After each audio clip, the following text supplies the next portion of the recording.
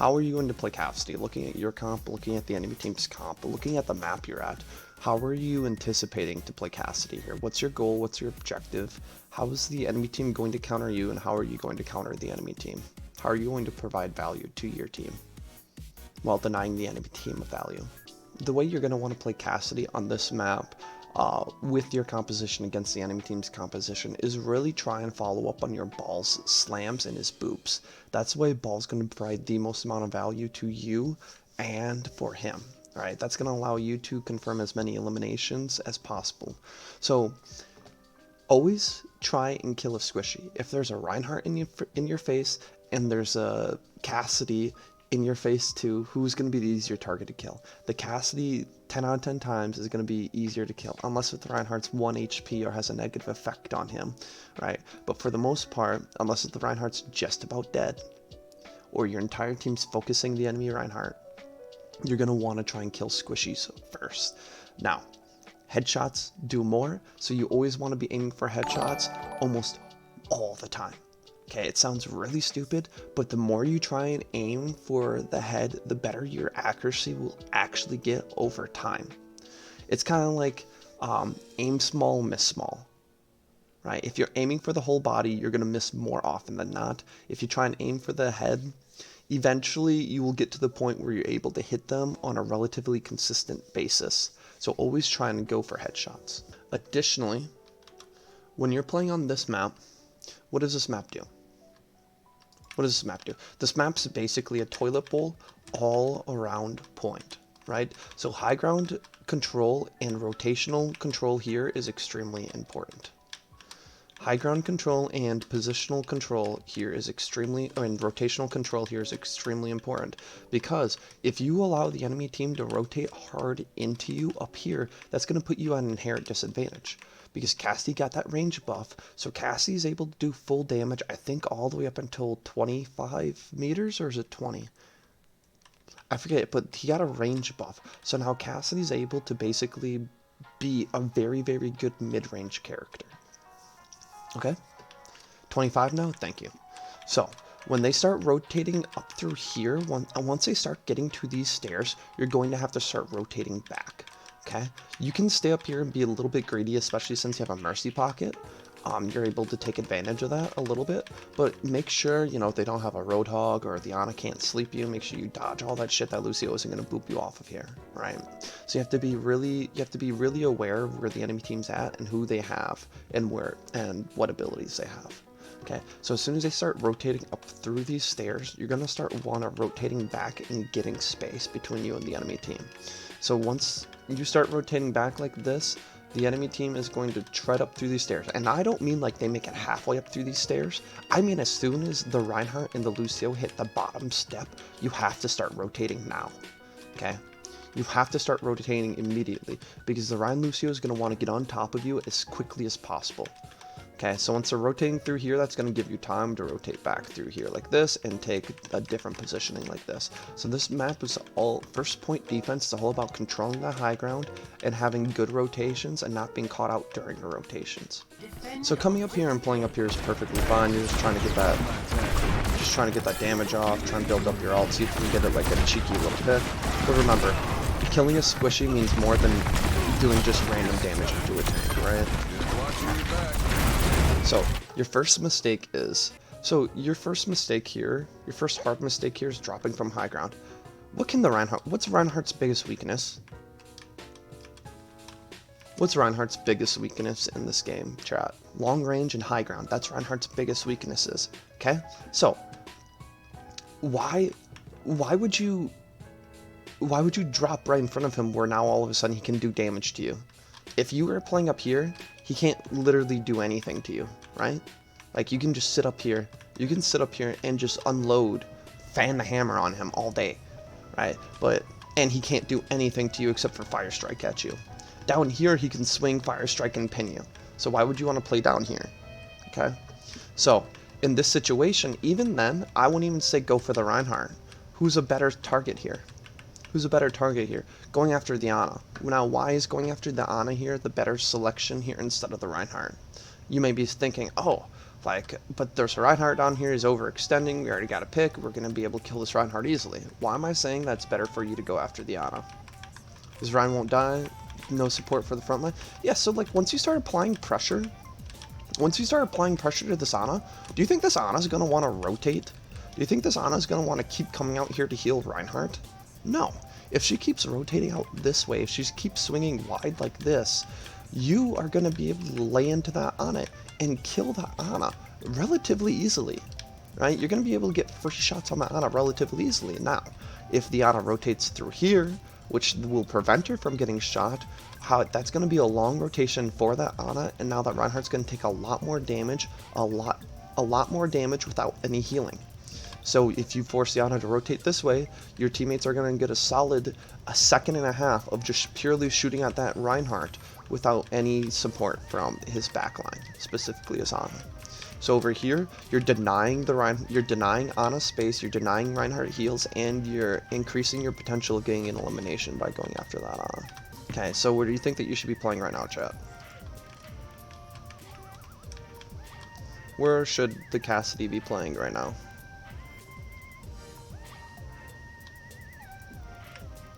High ground? Which high ground? Pop quiz, chatters, pop quiz, whoever fails gets easy rotation. Okay, so there's two main places that I want you to play in this scenario. Remember, Cassidy fall off range is 25 meters now, so from playing from C or D, you're going to be playing within your range. Now, the 25 meters is about, just eyeballing here, it's about this. That's a little bit too long. For C, it's about right here. D, it's about right there. All right, that's about the range. So where I want you to play here, in this situation where they're still coming up through mid, I want you to play at D or C. D is a little bit more risky if they had a Widowmaker. If they had a Widowmaker instead of a Hanzo, right? If they had a Widowmaker, I would not suggest setting up on D. I would not suggest setting up on D if they had a Widowmaker, because on D, you don't really have any great escape routes. You're going to get cocked, you're going to get caught out. Since they don't have a Widowmaker, you can play up on D or you can play up on C. It's all purely on preference and where the enemy team is playing and how your team is playing. Okay, but if they have a Widowmaker, if they have, Widowmaker's the best one. Widowmaker, Ashe, I wouldn't suggest playing up on D because it's too much exposure, and if you try and drop down behind, it's just you're taking yourself out of the fight and putting yourself on low ground. So Widowmaker, Ashe, don't play up on D, unless if you yourself are a Widowmaker, then that's fine. So C and D are the two places I want you to play. They're safe, they give you easy rotates. D's a little bit more aggressive than C, but both of them are great places to play. And it's better to play more aggressive when you have a Mercy pocket. Remember that, chat.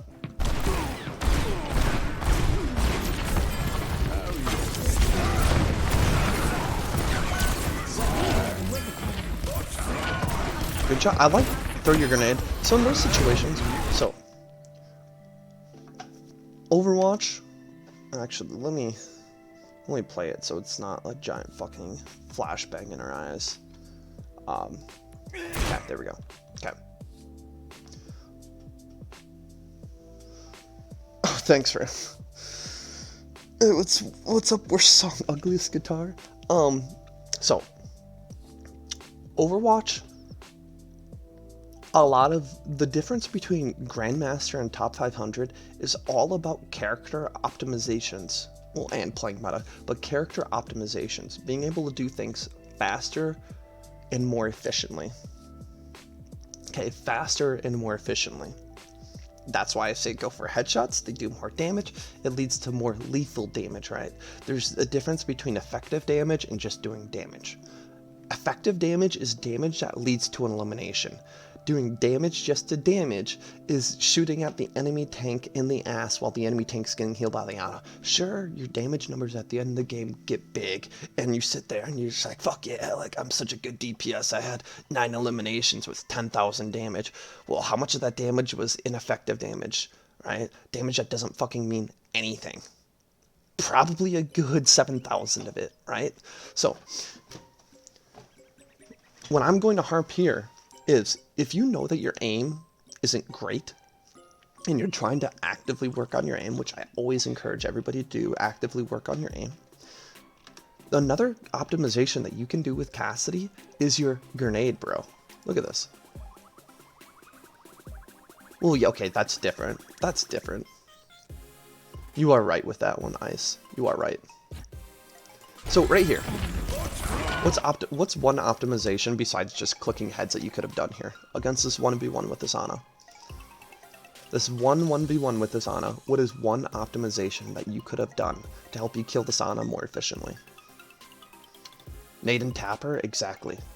Exactly, get that grenade off, and then all you have to do is hit one body shot, and then she's dead, unless if she throws a grenade on herself. Which then, it's a positive exchange for you, because her grenade is worth way more value than your grenade, right? Hers is on a longer cooldown, and it has way more value. Okay, so in these 1v1s, try and be as efficient as possible. The best way to be efficient in this situation is throw your grenade and hit a body shot or grenade headshot or whatever.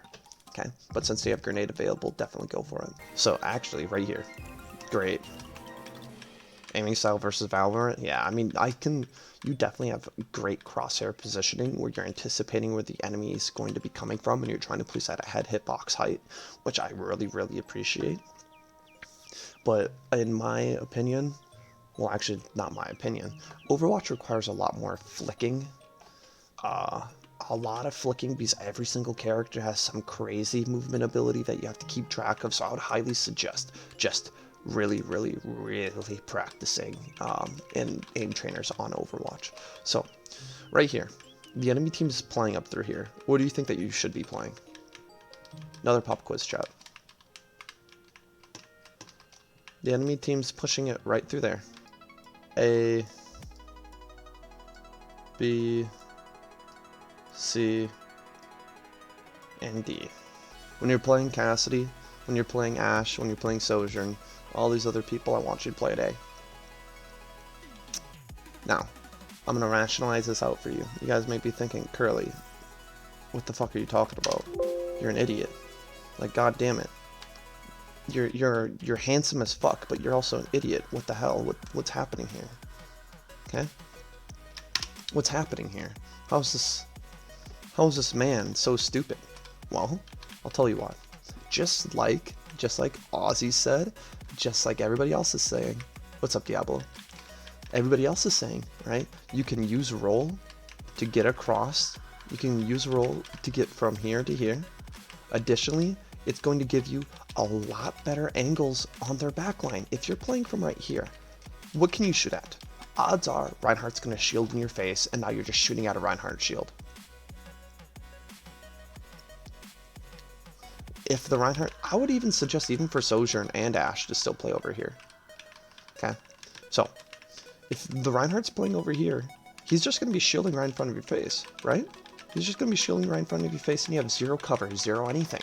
Okay, right here, you can shoot down at him, you can shoot down at the supports behind him. Additionally, if you wanted to, you could even poke out from this way and shoot down at them, like this. And if you really want to get aggressive, and you know that you guys are winning the team fight, and you have an opportunity to hard flank, then you can even roll back here, and now you're on a full flank.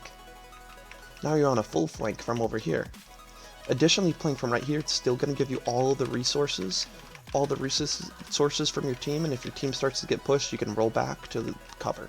Okay, so play from right here. It allows you to get good angles here, full flank here, rotation out. If what I'm already gonna say, you'd want to be playing from over here, playing bridge, playing this angle. Okay, with them having a Widowmaker, you don't want to be playing this angle, because you trying to rotate out or rotate anywhere is going to get you killed. So I would say play right here, or play right here. Okay, oh, one of these two. Playing on low ground is just going to get you killed. Okay, the things I noticed is your positioning is poor. Specifically using high ground is extremely bad. Right, you're playing on low ground, and you're not keeping space between you and the enemy team. Your timing of your engagements is also pretty poor. So that's another thing. So Overwatch can be broken down into 3 main categories. Okay? Resources, resources, timing, and angles. Resources, timing, and angles. Those are the 3 main things that the game can be broken down into. Okay? In my opinion, you can break the game down into those 3 things. Okay? Now, resources are like ability management, space, ultimate usage, ultimate blah blah blah blah, right? All those tangible things. Okay? Now, timing is when you start your engagement, when you counter the enemy team's engagement, when you rotate in, when you rotate out. Okay?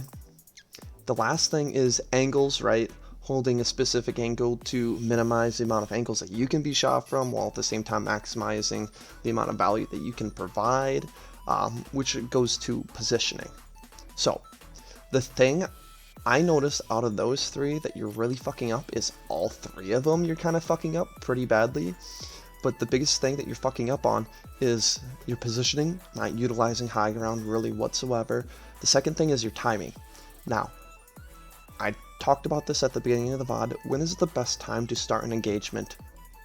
When you have a ball on your team. When's the best time for you to start an actual engagement where you're investing abilities, when you're investing resources to help win a fight? When you are repositioning yourself to take advantage of what your tank is doing. When is the best time to do that? When tank takes first engagement, yeah. So when your ball uses his abilities, specifically his boop, when he specifically draws aggro, or when he uses slam, right? Slamming, when he slams the enemy team up in the air, then you can try and throw your grenade on somebody, really focus on who's slamming. When he's booping, really focus on the squishies that he's booping. Or when the enemy team is focusing on him, giving you an opportunity to take more space, to take wider angles, to get more value on the enemy team. Okay, so your timing of your engagements, making sure your engagement times up with your tank's engagement, which is really important while playing ball or playing with a ball. Your positioning is extremely important, and your ability usage. Okay, you used your grenade too many times for my liking on the enemy tank, and make sure you try and save it for a squishy so you can get that easy 1-2 punch. Okay, any questions?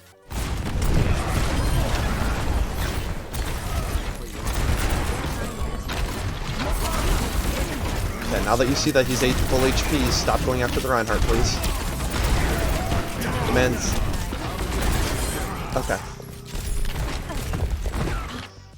Dude, do you know how easy it would have been for you to go like this? Do you know how easy it would have been for you to go like this? Okay, so this is fine for you to go. You see the Reinhardt's 1 HP? You see that he gets nanoed. Okay. Ain't no stopping How me. easy it would have been for you to just turn this way? Genuine question.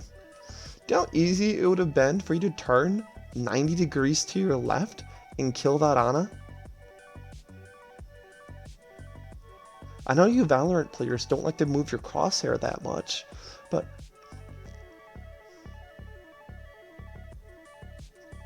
90 degrees to your left, and you could have obliterated that Ana, and then you could have went after the Lucio.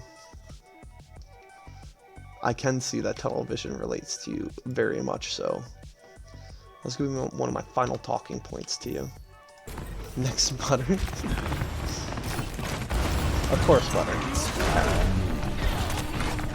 Is this a good high noon? Chat, is this a good high noon spot? Okay, everybody can LOS it. LOS stands for line of sight. Everybody can get out of your line of sight here. Alright? Where would be a better spot to high noon from?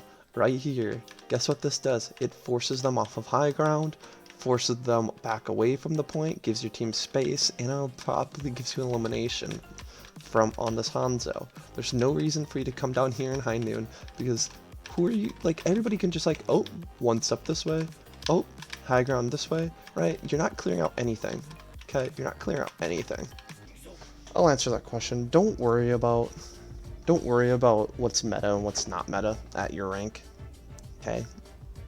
don't worry about it at your rank. Once you start getting to higher ranks, you can figure out like, oh, this character's good. Like, I like playing this character on this map because I feel like I do more with them, right?